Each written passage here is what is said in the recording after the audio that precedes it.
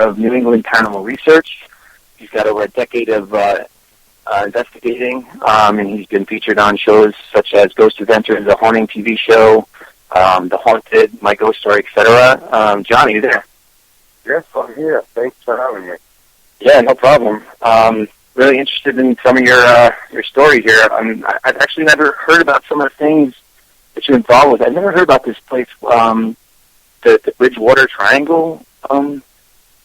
Yeah, it's quite the area, you know. I mean, I grew up in it, and I didn't find out about it until, I want to say I was probably mid-20s when I finally heard about it.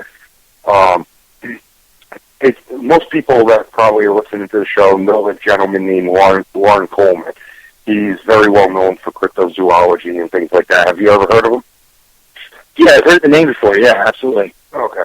He's a very, very well-known cryptozoologist, and he originally lived in Florida. He moved up to Massachusetts because he heard of an area that was reported of having all sorts of cryptozoology animals that he was very intrigued by. People were seeing that they were seeing, Bigfoot, they were seeing these giant thunderbirds, they were seeing giant snakes that were 40, 50 foot long that could swallow humans. They were seeing these other little things called puckwudgies that were running around. So he was very, very interested in finding out why in this one specific area that they were seeing all these things. Well, needless to say, he came up here, he did some investigating, and he found out it was more than just the cryptozoology side. He found out there was a lot more involved with hauntings, with the paranormal side, and then he found out that there was a lot more with just death in general, within suicides, cult murders, things like all this research. He decided to write a book called Mysterious America, and he was trying to kind of think of a name for the area, and through his research, he found out that most spots were no more north than Abington, Mass. Southwest was kind of Rehoboth, Mass area, and southeast was the Freetown, Mass area. So he decided to kind of name it a triangle, and at the time, everything was kind of hot. The whole Bermuda Triangle, because we're going back to the early 70s when he did this. So the Bermuda Triangle was very hot at the time. The Devil's Triangle over in Japan was very hot. So he's like, you know what? Bridgewater is pretty much the center of this triangular area. Let's call it the Bridgewater Triangle. So he did. And it took off from there. I mean, people always wanted to know. Again, I wasn't even born at the time when his book came out. But as I got older, I started hearing stories about the area that I'm from down by the Freetown Forest, so cult murders, suicides. I heard about the Indians in the King Philip's War. So it interests me, and growing up as a kid, I was riding my dirt bike out in this forest. I mean, it's a 10,000-acre forest, and my family owns about 60 acres of land out there. And I was riding one day, and I headed up to my family's property, and I got into one section that I'd never been in before, and I got back, and I had asked my grandfather, I was like, what's those shacks up there? What are those for? And he told me the story that there was a logging camp there back in the 30s, and back then they would build little shacks to live in, and they would stay there until they did their job. 3, 4, 5 months later, then they would just move on. Well, they wouldn't tear the shacks down; they'd just leave them there to rot. Mm-hmm. Well, I guess these guys that run this guy named Carl Drew thought his father was a cult leader. I mean, thought his father was a devil, and he was a cult leader. He basically took girls that he saw on the streets, whether they were working girls or just somebody walking by themselves. He would take them, bring them up there. We're going to hang out. We're going to party, do whatever they would do, and then he would commence killing them. And he's killed 3 women. All 3 were brutally, brutally murdered. One with their head actually taken off. The other 2 were bound and beaten to death. And basically, that's on my family's property, the shacks. And I had seen weird things out of the corner of my eye, as a young kid, not knowing what it was, had no idea about, shadow figures, had no idea about any of that. And I just felt very uneasy as a kid up there. And so I kind of asked more questions as I got older and time went on. And that's when I started hearing the rumors that it was used for cult rituals, that there was a group out there doing murders back in the late 70s, early 80s. And so I started doing a little more research myself. Finally, I think around the age of like 21, 22, that I finally approached my grandfather about it and asked him. He's like, unfortunately, yes, it did happen. And, we tried not to, bring it up too much because it is on our property, even though we had nothing to do with it. We just don't like to talk about it. It's a bad thing. And so I think it was about maybe about 5 or 6 years later, I'd moved into the house that I currently live in, had some activity go on, and, I was doing some remodeling in the house, moving things around, and all of a sudden, some weird things started happening, and I happened to be friends with Jay and Grant before they had their show, and before, I just knew them because of a job that they did for my family's business, and I'd met them that way, and they had to come back a couple of times, and they told me what they did. So, with their own home team, Taps, before they got Ghost Hunters. So I gave them a call, and I said, look, it's going to sound funny. I don't really believe in this stuff, but I had this happen after I started doing it. He's like, well, let us come down. So the two of them came down by themselves, set up some equipment, just basic stuff. They didn't go crazy. And they just did a little investigation for about 6-7 hours, and they let me stick around and see it. And next thing I know, they called me about a day or two later, and they're like, we got some pretty interesting stuff you need to hear. And so I headed over to Jay's house, and he played it for me, and I was kind of blown away. They got two very clear Class A EVPs, one saying, welcome to Cordon, which we found out Cordon was Spanish for base. And I'll explain that in a minute. But then they got another one that you hear one of them ask, are you a male or a female that's here? And clear as day, you hear a guy's voice say, I'm a guy. And then later on in the investigation, I guess they were downstairs, and they left one of the recorders running and came back upstairs and from the basement. And I have a pool table down there. Now, the pool table is filled with dead bodies and stuff. I built horror props, and it was just covered with fake dead body props.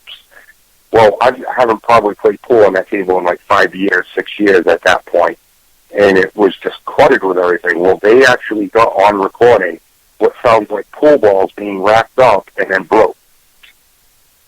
Wow. So it was pretty interesting, and after that, I did some research on the house and the land and found out some things, and that's when I was starting to tell a few friends of mine, and they were like, "Whoa, we got the forest. Let's go check it out. We got this insane asylum right behind us. Let's see if we can get in there. If the security will let us in there." And so we just kind of built a group from there, and that's how I got started in the field.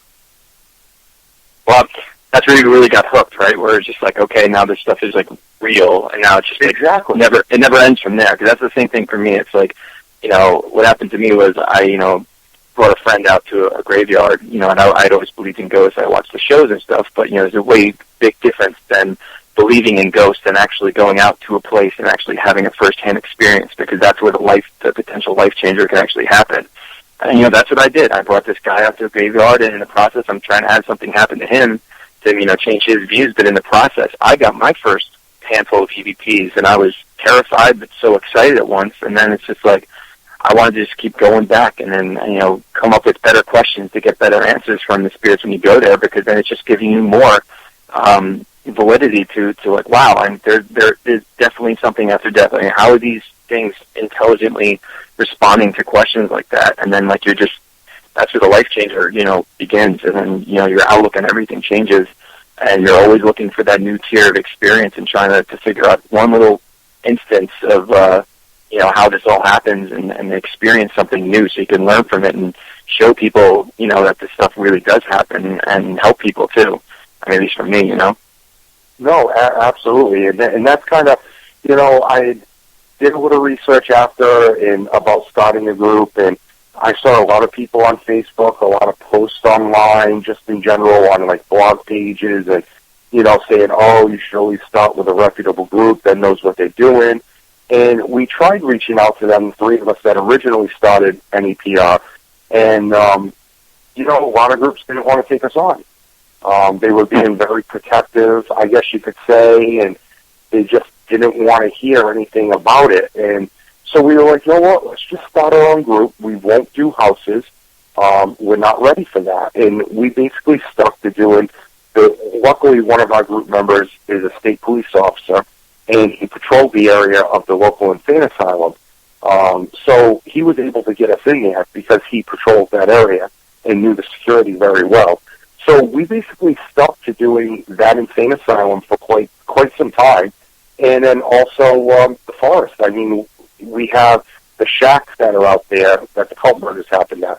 We have an underground bunker where two 5-year-old kids were killed, and then also a woman that did escape from there, but she said she was trapped there for almost 3 years. So we have that. We have a true pet cemetery that used to get. They would go there and dig up the bones to use during cult rituals. I mean, some of the stones for the animals date back to like the 50s and 60s. But this is in the middle of the forest. We have a full use of an Indian ceremonial area that they still use to this day on certain times of the year. And then we have what's called the Freetown Assonet Ledge, is a 150-foot cliff where the 3,000 Indians died that day. Wow. And so, I mean, we have all that in our backyard to be able to investigate. So we figured, what a perfect area to train, learn how to use the equipment the right way, see what we can get before we go and try and do a house and maybe hurt a family member because we tell them the wrong thing or don't know what we're doing, you know? Right. And, what kind of equipment, like, do you like, have you progressed, like, with, your belief system and when all this stuff is happening? Like, has it, like, progressively changed, like, your outlook on everything, or? Oh, absolutely. I mean, I don't want to say I was 100% believer when them guys first came in and just showed me the evidence. I mean, obviously I believe there had to have been something there to be able to make those voices. Could I, say 100% absolutely there's life after death, there's spirit, it's something that's living in this house? No, because I wasn't 100% sure. Am I still 100% sure of what it is that's out there? Absolutely not. I don't think any of us will truly know, although after watching one of the shows the other night, they got some pretty substantial evidence that maybe even Showstoppers? Yes.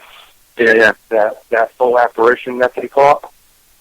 Yeah, that freaking prison, I would love to go to that place. That place looks well, insane. Yeah, the prison's unbelievable. But I'm talking about the week before. Oh, yeah. They were at an insane asylum down in, I believe it was, I'm almost positive, I believe it was Maryland. It was either Maryland or Tennessee, but they were in where they would burn the bodies, and also that was the morgue area. And next thing you know, they're watching the camera system, and they see a full-on apparition just walk right by that was bouncing the IR lights off of it. It was just crazy, to see that. I mean, that's what we all hope to catch one day, and they were able to do it. So it's pretty cool. I mean, that gives more proof that there's something there. But I think John said it the best. I mean, we still don't know if it's something that's, how did he put it? If it's something from another dimension, if it's something from, here, if it's a residual type that just walks back and forth, or if it really truly was something intelligent that when they plugged in the Tesla coil, it got enough power to walk by and it was going looking for something. I mean, he doesn't know, and it's true. I mean, I don't think any of us will find out 100%, but it was still a good catch to show that there is something out there. Absolutely, and I love the experimenting and bringing devices on the board, no matter how crazy it seems. I think it's, this is how we progress as human development. Like when it comes to all the best inventors out there that have come up with ideas that would seem so out of whack and so crazy, but unless you can sit there and experiment and get some sort of give it a grain of salt at least, and test it out in the field to see what kind of stuff you can get from it. I love that, and obviously it's a great speculative debate. Like you said, you see a shadow. Is it a spirit of one of the prisoners, or not prisoners, or whatever it is, You know, is it just a being from another dimension? Is it residual haunting, or is it intelligent? You know, obviously, you know, it's just a speculating, you know, fascinating question. But to see these things I love the whole equipment thing and playing with new equipment and experimenting with it and see what we can get. But when you think about it back in the day, I mean, you know, we're talking when maybe John Zaffis and the Johnsons, or even Ed and Lorraine Warren, when they were doing it, they didn't have the crazy equipment like what we have nowadays. And yeah, and that's what I loved about the Warrens too, because they were, you know, the pioneers of being paranormal investigators when no one really was kind of hush-hush. And, I mean, you'd be lucky to find something in the Yellow Pages for people, you know, would be, you know, isolated and wouldn't want anyone to know about what's going on in their house because, you know, they'll be like ran out of the neighborhood. You know, yeah, I respect them highly. I think it was amazing what they were doing, and they definitely stepped it up for, you know, set it up for all of us. Oh, absolutely. They still use the equipment, but on a couple of episodes, they went back to basic stuff, like simple stuff that you can do. Because I think, you know, first and foremost, your own senses are the most important thing that you need for investigating. And I'm not saying that you have to be a medium and be able to pick up things. I'm saying your natural hearing with your own ears, just your natural smell, your natural feel, things like that. You can sense if something's around. You can hear if something's around. So, or see for that matter, you know. But they went back to doing some of the most simplest stuff, you know, a little wire with a little bell on it, some baby powder on the floor just to see if something moved the baby powder, you know, just simple little stuff like that versus some of the crazy stuff that we have out there today works just as good. It really does. You know, as long as it's effective, you know, I mean, I think we should be using all effective methods, you know? Exactly. Not old or new. Not just focus on the K2, or not just focus on the Ovilus, or not just focus on this, like Spirit Box, or, you know, I see sometimes when I do these events and people get to come out and go something with us at events, I see, other than the digital recorder, they have the Oculus, or they have the K2, or they have the Spirit Box, and that's it. And they're, like, limiting themselves to be able to investigate. And sometimes I'll ask them, I'm like, is that all you guys ever use? And they're like, yeah, pretty much. We might have a REM pod, or we might have this, but it's pretty much that. And I'm like, you know, I don't say nothing because I don't want to be rude, obviously, but it's like, you know, open up your horizons. There's so much more out there than just those specific things that are basic things that you can do. You know, that you don't even have to dump $2 or $3 grand on equipment to be able to go out and get a good piece of evidence and prove something. Yeah, absolutely. I had a weird coincidence that actually happened to me. I came up with a possible potential idea that I have actually a patent for approving right now.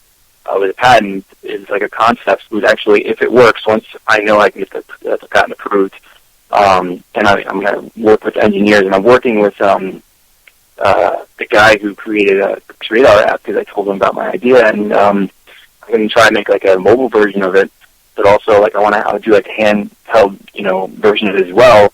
It's basically like the concept of like the obvious or the, you know, things like that say the words out loud, but from like a different approach rather than like the EMF. It's something different, and I'm like really psyched to see if it like works, because it's a simple concept, and if it works, I could push the envelope like a lot further than the Ovilus, and I'm like really like excited to see if it works.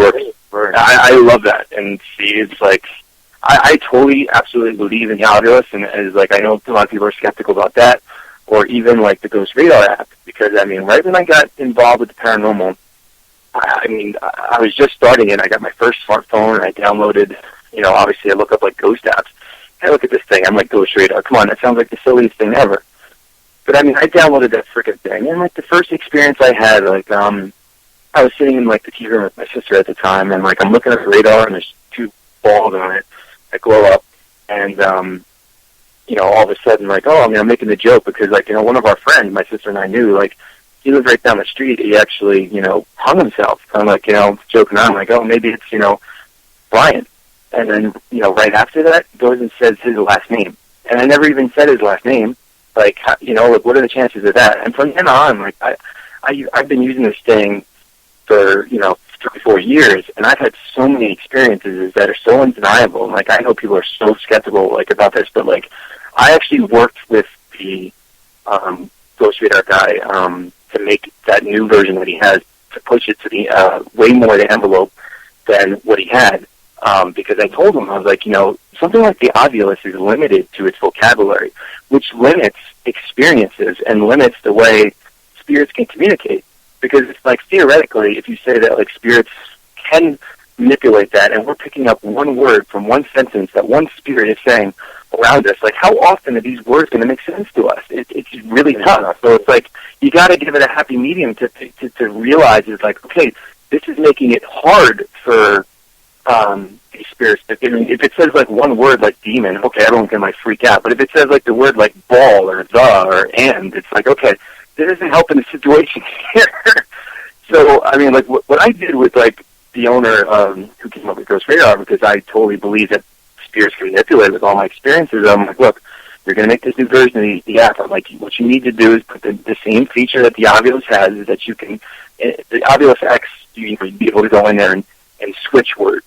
And I was like, look, if you can put a feature in there that you can add infinite words, and I'm like, that's going to progress that even further. So now I use that app, and I've put in hundreds of words, and which I think are so important to put in, like, prevalent, like, words that are involved in the paranormal. Like, and I put not just one word, I put 3 word phrases in there. Like, think about it. Like, what are the type of EVPs we typically get? Like, get out, leave now, I'm right in front of you, I'm right behind you, satanic book, demonic possession, demonic infestation, demonic oppression, like, anything I could think of, I put in there. And what that does is that broadens your horizons of potential experience of what these things can say. And, and I leave that app on, and what's good about the Droid version is that you don't have to have it open. Like, you get the light comes up on my phone, like it's a text message. Like, it'll say words spoken, and, like, to leave that shit on while I'm sleeping and see some of the words that it's said are so freaking interesting. Like, since I've gotten involved with paranormal, I've started to have, like, psychic stuff, and I have medium abilities. It's happening to me, and knowing that and coinciding with what that app has said with me just gives you more validity to it. Like, for instance, like, I'd wake up in my bed and I heard, like, a British couple having, like, a conversation with a heavy British accent. I wake up and I'm like, what the frick? And I look up and see what time my phone, it was 3 o'clock in the morning, of course, and, like, I see, like, the app said in the background, words spoken, British. It's like stuff like that. It's like, what are the chances of that? I mean, yeah, exactly. That's crazy. Yeah, and, like, one of the best experiences that I ever did was that I downloaded 3 apps that do the same thing, because obviously when Ghost Radar came out, everyone's come out to do the same type of thing. I have, one of, Big Beard's app, I think it was Spirit Voice, that has the option for the Ovilus, like, feature on it. And I had this other one I forget the name of it, and then I had this Ghost Radar on. Had them all on at the same time so they can all speak out at the same time. Like, it sounds like they're saying sentences, even if it's one word for each app. And, like, one of the craziest things that happened was, like, just like you have an asylum that you frequent. I'm only, like, 30, 35 minutes from Letchworth Village. I don't know if you ever heard of it. It was on Ghost Adventures as well. Yep. And that place is really haunted. And we were there in this big building, and one of my friends was like, how do we get out of here again? And, dude, in numerical order, each app said one word, and it said exit main door. I mean, for me, like, that's like getting, like, 10 royal flushes and, at the same time. Like, yeah, no, especially if each app said one specific word to match up. Yeah. And the timing of it, and that's what, like, some of these skeptics are like, oh, it's because you put those words in the vocabulary. It's not about what it says, it's when it says it. Because some of them are so undeniable. And like that, to have 3 different apps say 3 different words in numerical order that are completely, utterly, undeniably connected to what we were just trying to figure out is, like, crazy to me. Oh, absolutely. And that's why I love that. It's just like, I have some skeptics and stuff like, oh, it's silly, it's a toy. Like, hey, look, what's silly? do you believe in ghosts? Because I know paranormal investigators that like, oh, you know, that's silly. It's a toy, obvious, and all that stuff. It doesn't work. Really, do you believe in ghosts? Because that is kind of far-fetched if you really think about it. No, so right. then the next question I want to ask is like, okay, well, if you believe in ghosts, and you believe that a ghost can move a physical object without a physical body, because, I mean, all paranormal investigators believe that they can do that. And the next question I want to ask is like, okay, do you believe that spirits can flicker lights? Do you believe that spirits can drain our batteries to manifest? Yes. Okay, well, that means that they're manipulating electricity. So how far is that to say that they can't do these scientific things, you know? Exactly. Well, you're absolutely right. It's you know, I'm a kind of a 50-50 on the obvious. And at first, I'll be honest, at first, I didn't think it was real. Two of my group members have it. They bought each one that came out that was supposedly new or better. And, you know, I worked with them with it, and I just didn't believe it. And then it was the first episode I did on Ghost Adventures of the Victorian Mansion in Georgia, that one there is what made me a believer in the obvious. You know, I had gotten scratched, and I lost all my breath, and when I stood up, somebody had asked, you know, why'd you do that? Why'd you scratch him like that?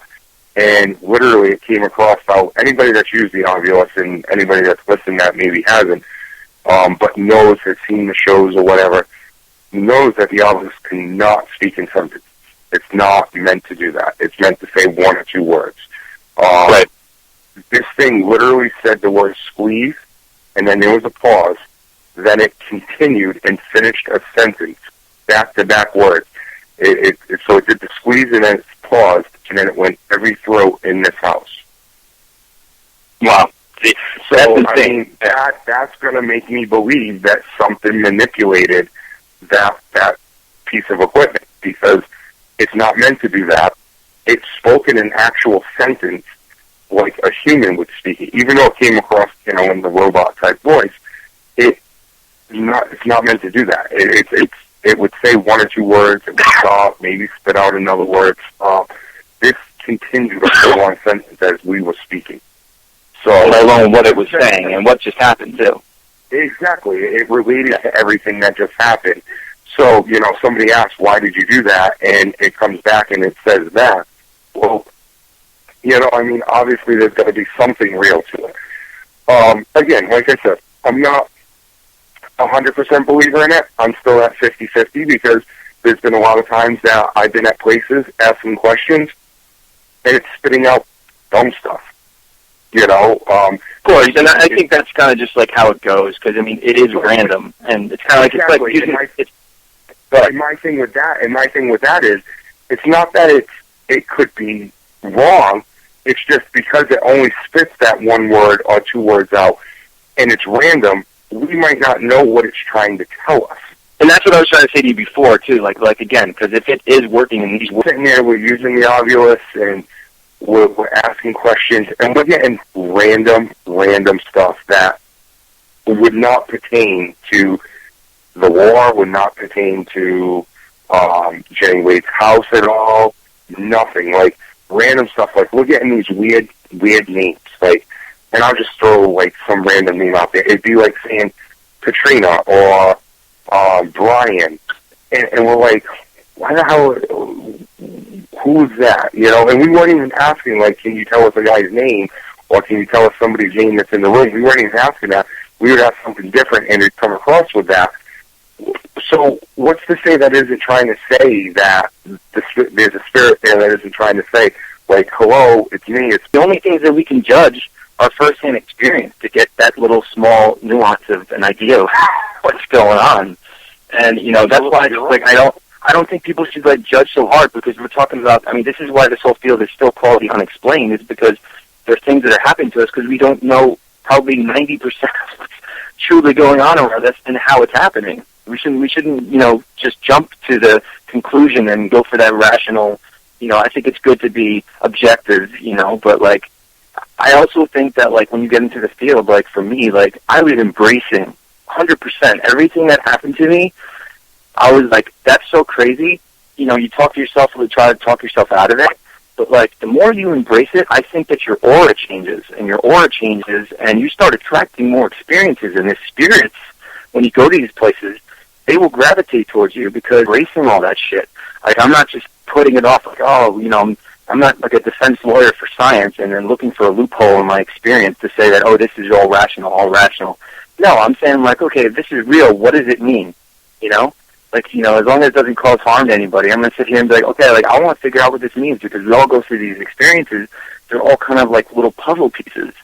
And it's like and that's what it's all about, having the equipment, is that, even if you have a medium with you, they can't pick up everything. It's always awesome to have, like, a couple of pieces of equipment that you can, each little piece of equipment and, say, a medium, they can all pick up one piece to the puzzle and then all push them all together to kind of get a better idea, because there's just so much and things that are going on around that a potential haunted location. It's great to just bring that, mystery more to the forefront of what's really going on. No, absolutely. You're 100% right.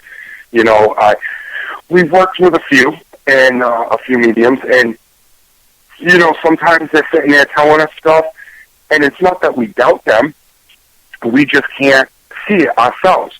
But it's nice when they're sitting there telling us, oh, yeah, right over there's somebody there, he's telling me this, or she's telling me that, and then all of a sudden, at the same time that they're doing that, we're using the real-time recorders, and we hear the answer at the same time as that medium saying, yes, this is what they're saying, and that what she says came across on the real-time recorder.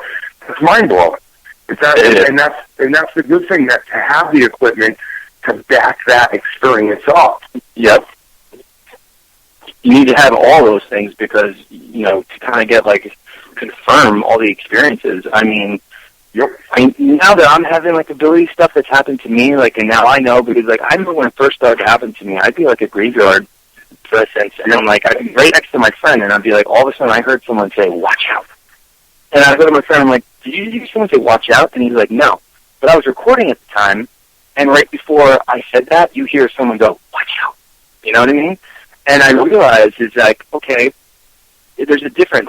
That's which is like a curious, like fascinating thing. Is like, when EVPs happen, like occasionally, once in a blue moon, we actually do hear spirits talk, like with our audible ears, like it's a normal sound. But for the most part, it's like, I mean, for mediums now, I realize is that like it's through telepathy. Like it's like a text message to your head. You don't hear something like a spirit talking. It literally happens like a thought passing your mind that that's not yours. That's like intelligent responses. And like I'll hear Stealth Search and experience these things. It's such a privilege rather than like so many people out there that kind of just like say, hey, maybe this, maybe that, I don't know. And we get to like when we die, the cat's out of the bag. To get any experiences like these are like such a privilege to me that like I don't want a funny story that happened about 2 years ago to me. Well, what happened wasn't, but the funny story was at the end of it. So about 2 years ago, I had a minor heart attack because of the way I drink coffee and also all the energy drinks I was drinking and the caffeine. They said it was caffeine related is why it happened. So my heart basically went into what they call AFib, and where one side was beating faster than the other. And to get it back to normal, they were going to have to basically shut me down and then refire me back up. So they were basically going to inject something into me to put me under and basically kill me. And then, 20, 30 seconds later, they were going to hit me with the paddles, restart me, and my heart would be normal again. Well, my first question to the doctor, and of course, I got family members sitting there, and my first question to the doctor was, how long can you leave me out? I do paranormal research. I want to find out about the other side. Well, the look that I got from the doctors and the family was not quite the best of look that I could have got. Needless to say, they wouldn't let me do it. I was willing to sign paperwork. I wanted to be under for at least 1.5 to 2 minutes, and they wouldn't go for it. They brought me back. I think they said it was like 27 seconds they brought me back. But I don't remember anything about it. I wish I could say I could. I don't even remember laying there and them, like after they injected me with it, I don't remember anything that happened after. I just remember waking up and going, what just happened? And then they refreshed my memory, and I was like, okay, yep, whatever, and everything was fine. But I wish I could, because it would have been a good experience to say, hey, you know what, I saw this, I saw that, this happened, and, who knows, I could have been standing there outside of my body looking down like maybe some spirits do to themselves after they passed away, Of course. Phil, I think, though, from the other side of the spectrum, is like, if you were meant to experience or see something while that happened, it would have happened. So, that might make sense to you later.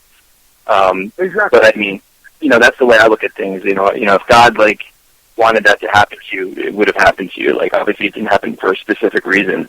But I've never had any near-death experiences, but I've had out-of-body experiences, and I believe, which I read a book when it started to happen to me, is that, this does happen to most people.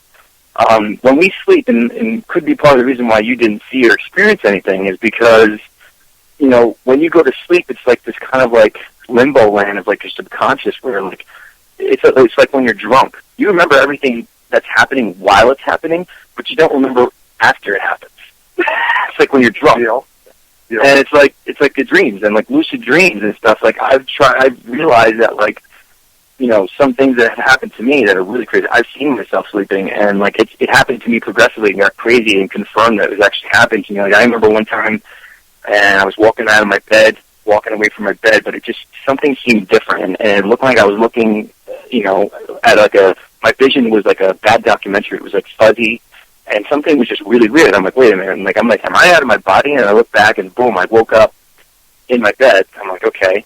And then the next time it happened, I fell asleep with the light. Now, I bought this book about astral projection, which is really fascinating, and this coincides with what he says about the astral world and how the world is affected around us by our thoughts and stuff, which coincides with the law of attraction, because I totally believe that whatever we think, we attract that.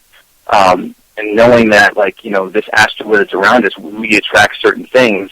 I mean, obviously, poltergeists say, they say that people create those things, and that just coincides with that as well. Well, anyway, they say that there's something called... That's exactly something, that's what you just said, how we create it. It's funny you mention that, because that's something that I'm trying to put together right now. With a couple of big names in the field, I'm trying to do a studied documentary, basically and we've gotten the okay from the location, all the participants, for safety participants that are going to take place in it are on board with it. It would be a doctor, it would be a nurse, it would also be a psychiatrist that would be on board. Basically what we're going to do is use one of the most haunted locations in the country, stick 4 to 5 different types of people in this location by themselves in this one particular area, and we want to find out if somebody... All right, so when we go on investigations, some of the questions we ask, do you use drugs? What kind of drugs? Do you take prescription meds? Do you use non-prescription meds? Things like that. Well, we want to find out if, that the higher number, and I've seen this, the higher number of people that say they have hauntings going on, a lot of them do use regular types of marijuana, little things like that, recreational type drugs, or they are on some kind of prescription med for different things, whether it be depression, things like this. And we go in, and sometimes we've gone back 3 or 4 times to that location and have had nothing. Now, we're not saying that there's nothing paranormal there, but are these people projecting it themselves? So what we want to do is take a believer in the paranormal, and, 2 believers in the paranormal, 2 non-believers in the paranormal, people that don't even believe in it, don't know what it's about, have never watched a paranormal show, and then we want to take a medium or a psychic with us. And what we want to do is bring them to, and I'll say the location. We're going to use Waverly Hills, and it's specifically the only location in Waverly Hills we're going to use is the death tunnel. We would set them in the death tunnel for 8 hours by themselves. Now, before they go in, 2 things are going to happen. Each single person is going to watch a 1-hour video on the most horrific, crazy, things that have ever gone on at Waverly Hills or any other insane asylum across the country, whether it be lobotomies, the way they're chained up and teeth yanked out of their mouth, just horrific things. Now, we're going to influence them one more way. One of the believers, one of the non-believers, and one of the mediums, or psychics, whichever, one of them each will have ingested a Class 3 narcotic. And then one of the other ones, the non-believer, the believer, and the other medium, will not have that put into their system. And each one by one, will be put into that location for 8 hours.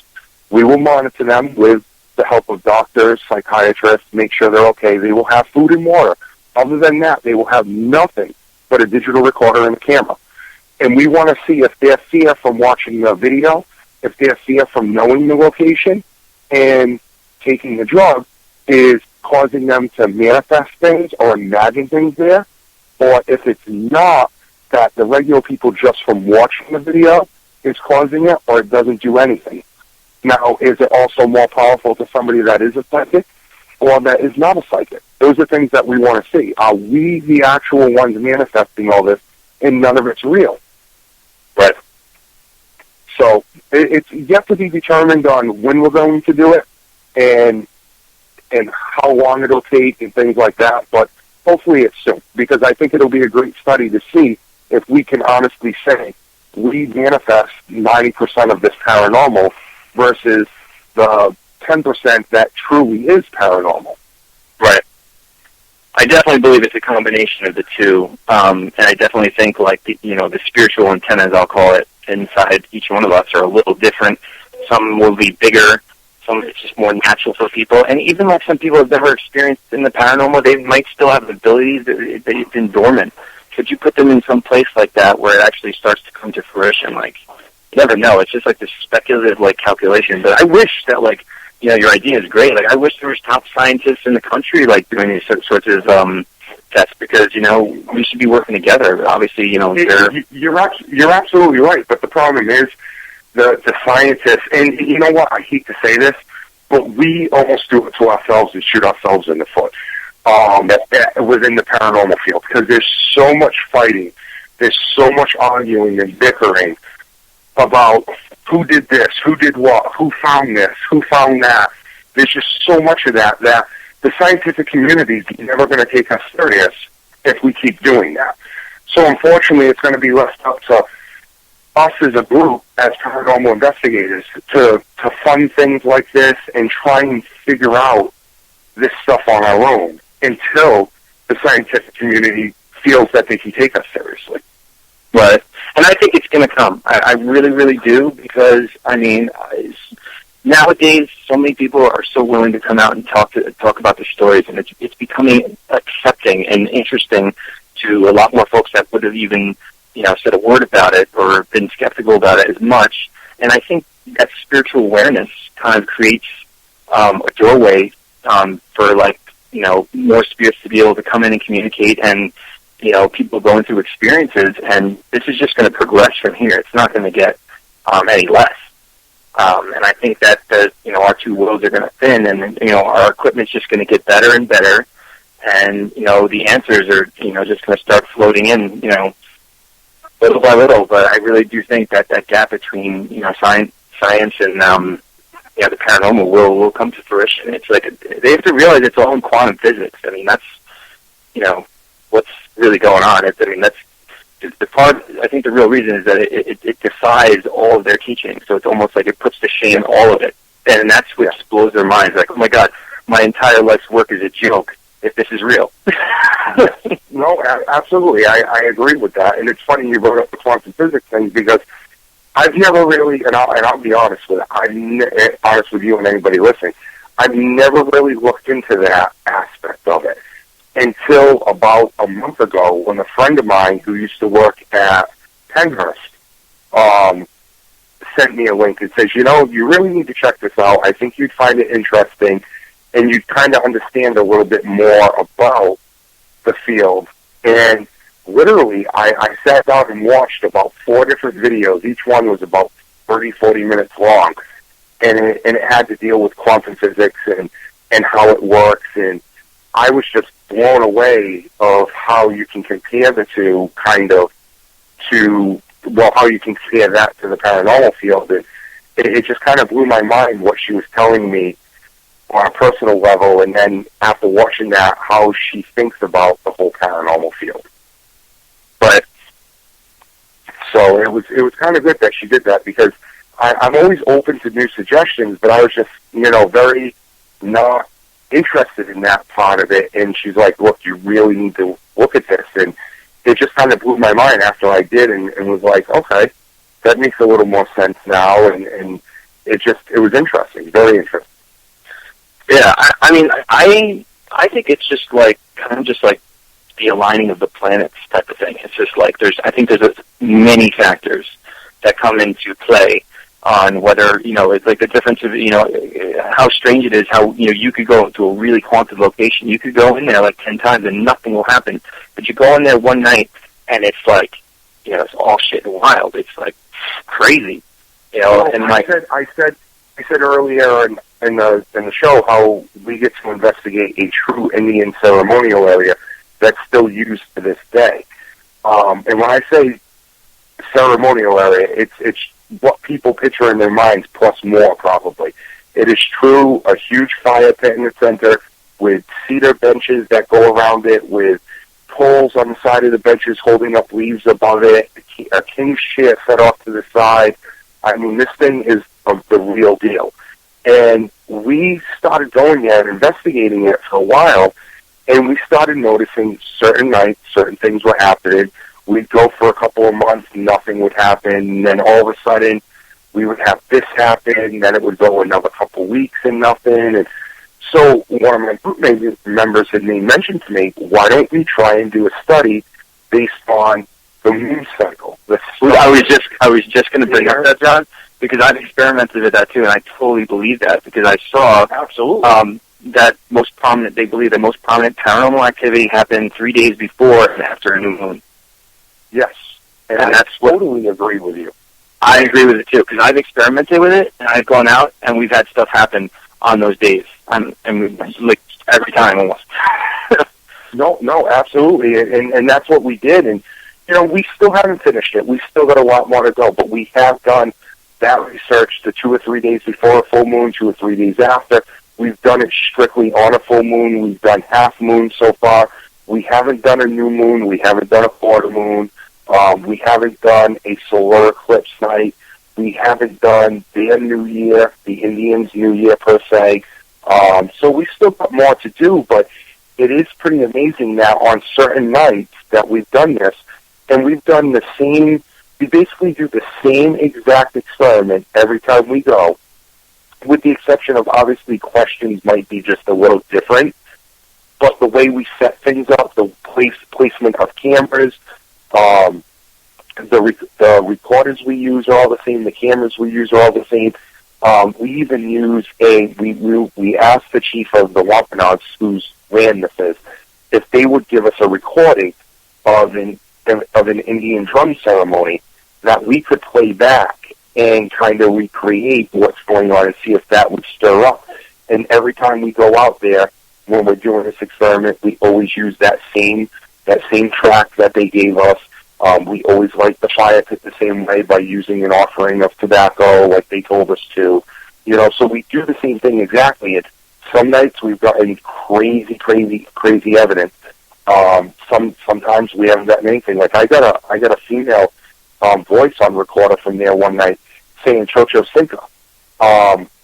We've asked the Indians what it meant, and they said that unfortunately that's not our language. They believe it was a different tribe, but that didn't make sense to us or them why that spirit would be there, because this area was predominantly Wampanoag. So it's kind of weird that we got that, and they didn't know what it meant, but they knew it wasn't their tribe. So it's just, weird things like that kind of interest me, and do little studies like that. And it's going to eventually tell us, yes, there is certain times of the year that it's more predominant. I mean, obviously everybody says, oh, well, Halloween time's coming, all the spirits are coming out. That's not true at all. We all know as investigators, we can get upset about it any time. Maybe people think that just because it's Halloween, but I don't think it has anything to do with it. I really don't.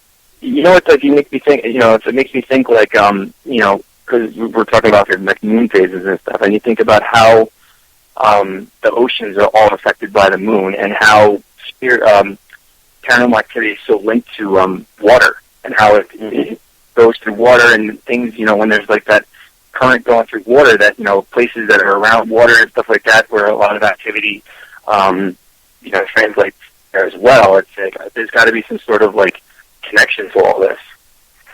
Oh, absolutely. There has to be. And it's funny because during the show of Holmgren, the prison, that was just on Ghostfucker, they said that, they had a power plant right near there. They had water that was running, a river running right by there. They had train tracks running right by there. They had a highway running right by there. They also, all the granite and slate that was inside, and limestone that was inside the prison for the walls was there. They were calling it an actual, portal because everything was perfect combined. Could you imagine if they actually investigated with all that going on and investigated on the 2 days to a new moon or 2 days to after a new moon? What would they have gotten then? Who knows? I mean, that could be absolutely the perfect storm right there. I mean, you don't know until you can do a test like that and find out. There's something that I've actually thought about. I'd love to do like one day, because I totally believe like in the mirror theory, about the mirror being able to like a doorway to another dimension. It's just like I would love to like go to some place like even Waverly. Like, what if we just set up mirrors in weird shapes and have just cameras all over it and have the motion detectors hooked up to the cameras, because like I feel like you might be able to get some amazing apparition like pictures if there's mirrors everywhere in a really haunted location. Because like I've had experiences taking pictures of mirrors. I'd have like pretty astounding like spirits show up in mirrors, and it's like that's a really curious area for me too. Like it makes me really like wonder about it. Have you ever done a picture in a mirror? No, actually, I've never played with the spirit. I forgot what that's called, but the box there with all the mirrors in it. I've never played with that. I've never tried it. I've never tried, just taking photos of mirrors before. I've never really thought of it that way, Mm-hmm. I'd definitely try it, because I've had some astounding results with mirrors, and anything that reflects backwards, I feel like it could be reflecting to that other dimension where they are. I mean, there's something to it. I definitely believe that, but there could be some sort of experiments that we could put into effect one day with mirrors that might be able to get like, undeniably, amazing evidence. You never know. What I like, you've been to all these haunted locations. You like obviously have stragglers following you home and stuff like that too, I'd imagine. I honestly, I don't know. People say, I've worked with a bunch of different mediums, like I said, and, the mediums say that for some reason I'm like a beacon. They say that they follow me, they come out, they speak with me. I don't know. I see it, but I don't, like, I get their point, but I don't see it, like, physically per se. I don't think that I've had anything follow me home, and if it has, it doesn't affect me. That's not to say that it hasn't, and, maybe it's affected people that I live with. That I don't know for sure, but I'm sure that I've had some type of a hitchhiker jump on home with me at some point, and I just didn't realize it, Right. I've had so many things happen to me when I'm, like, falling asleep or just waking up. Like, the first EVP I got was, like, of this little girl, and, like, 2 weeks after that, I woke up, I was awake, and I looked to the right of my bed. I saw a black cookie cutter outline of a little girl at my bed, and I actually had to put my hands out because that freaked the fuck out of me, and, it disappeared. But just, like, I don't know, it's like, I've had some scary shit happen to me. Once, I had this lucid dream that I walked away from my bed to go to the bathroom, and, I go in the bathroom, and the lights, I never turned them on, but I knew I was dreaming, and I looked up into the mirror, and as soon as I did, I felt something face plant my face on the mirror, and as soon as it hit the mirror, my whole body jolted in the bed, and I went into sleep paralysis, and I heard this like half female, half animal characteristic voice, and it said, "I see you," and I freaking snapped out. It was 3 o'clock in the morning. Months later, my shaving mirror in the shower, someone wrote out, "I see you." Oh, wow. Yeah. I've had like some scary, nasty stuff. I mean, like, I've seen some crazy shit. That just makes you wonder, because, I mean, that's the only time where I get irritated, because I do have a lot of things that follow me. And it's like, oh, man, when you're trying to fall asleep, and, you know, it's the time you're supposed to, like, want to relax and not worry about anything so you can fall asleep, and, like, if the lights are out and you feel like someone's eyes are on you, like they want to do you any sort of harm, it's really not cool. So I'm like, sometimes when I feel like something's around, I'm like, I have to leave the light on until like 4 a.m. because that's when it comes down. And then I gotta wake up and I have to turn off the lights.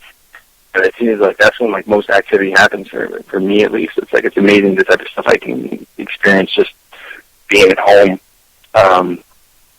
But it's like, you know, it probably didn't help. I just moved. I live directly behind a funeral home right now. Oh, interesting. Yeah, so it's probably like, you know, Grand Central Station of spirits. But, yeah, I mean, you know, this is why it's, you know, so amazing, though, because, you know, it's never a dull moment when you're dealing with the paranormal. Oh, no, it never is, absolutely not. And it's just like, it's never enough, you know? Sometimes it feels a little overwhelming, but in the end, it's like always a privilege. No, you're absolutely right, it is. I mean, to be able to help some of the families and, you know, make them understand, you know what, maybe you don't have something going on. Maybe it is electrical, or maybe it is, you know, can be explained this way because of, you know, maybe you guys, unfortunately, you know, your daughter has bipolar disorder, and, you know, your son does, and that's what's going on, why they're sensing these things. And, you know, it's easy to blow it off, especially now that it's more popular. It's paranormal and people don't think the rational way. So it's nice to be able to sit down and explain this to them sometimes and show them that it's the rational, not what they just want to assume it is, you know? So it's kind of nice to be able to help families like that. Yeah, absolutely. And that's what it's, I mean, for me too, it's like, it's not only just fascinating and going out to be able to experience stuff, but to actually show people and help people that feel so isolated going through some of these things. And, you know, they feel so alone. I mean, you know, whether their husband doesn't believe them or their family and stuff like that. And it's like, you know, even a lot of these kids that have like imaginary friends like growing up, like, I totally believe that a lot of them are spirits, but like because their parents don't want their kids to get scared and they want to get sleep every night, and that's what happens to all of us. It hammers into our brains that like ghosts aren't real, because I think we were born with we all have abilities. What happens is just they hammer rational thoughts into our heads so much to the point that we lose that ability. And I think because like when kids are just born, they're just able to see what they're able to see, but then they get affected by their, you know, their daily life, and then we start to lose. And I think that's what happens to a lot of people doing, like, you know, people who like actually get older and they might see like a shadow in the corner of their eye, and like, did I just see something? And then it's like, I think it's like their peripheral vision hasn't been contaminated by the rational thought, and that's why we can still see things in the corner of our eyes, but not the frontal part. Yep. So it makes sense. It makes sense. Yeah. But, you know, it's a lesson every day, because you never know what the hell is going to happen, but, you know, I embrace every, like, part to it. So when you said you're going to try and do this, like, documentary in the next, like, 6 months or something like that? I'm hoping within the next year to have it done and out. It's just, you know, looking for some funding for it, and being able to get the right people involved that will agree to do that. You hear about that? No, I didn't hear about that. Yeah, like, I don't know much about it, but like I think he was giving narcotics to some of his team players to go in, and I don't know. I think that's supposed to come out soon, but yeah, that's a really curious like thing. But I definitely believe that like narcotics would definitely open up your mind more to seeing things. Oh, absolutely. I don't think I'd be thinking anything like this. You know. Yeah. What would you do? Like weed, Molly? No. It would be a class 3. It'd be something more substantial that can be controlled and administered by a doctor. And then if it needs to be shut off, it can be given some kind of like reverse thing by a doctor right away. So it would be up to the doctor of what he would suggest using. It wouldn't be something like that, like a regular, just casual, what somebody could get off the street. Right. Yeah, that'd be great to see. I really would. Yep. It's all going to take time and funding and see if we can get something like that to fly, Yeah. I mean, do like a GoFundMe page or something like that. I mean, these days people would pay to see it come together or something like that, because that's really, an interesting take on pushing the envelope. And I think that's what we all should be doing, is just be out there and try to push the envelope as much as possible so we can extend that gap between, skeptic scientists and the paranormal field. Yes, absolutely. There's a good chance that it would work. I'm just going to try and do the self-funding first and see what happens, and see if I can get a couple of people that I know that are interested in it and that might want to help fund something like this, because obviously we put it out as a documentary, and hopefully people would want to see it and want to buy it. So, with that being said, then there's a chance that they would be able to make their money back. So hopefully, something like that, I could get a private funding for, and somebody would be interested in doing it. Yeah. Oh, it's all about getting out there and see what it can do. Well, I really I appreciate you having me on the show, and I know that you normally do a 2-hour show, but I definitely have to cut it short tonight, only because of where I'm at and everything, but I definitely appreciate you having me on. Yeah, absolutely. It's been great talking to you. And that's what it's all about for me. It's like, bringing people on and telling each other's like stories and learning from each other. That's what it's all about. It's, we're all learning something from each other, like get in the field, and we just progress further and further. It's all about. But yeah, absolutely. Thank you so much for coming on the show. Do you want to just say like any websites people can contact you or anything like that? Yeah, I mean, if anybody's looking to see, have any questions about the paranormal or anything like that, they can get a hold of me at neparanormalresearch.com, and that's just the letter N, the letter E, paranormalresearch.com. You can find me on Facebook.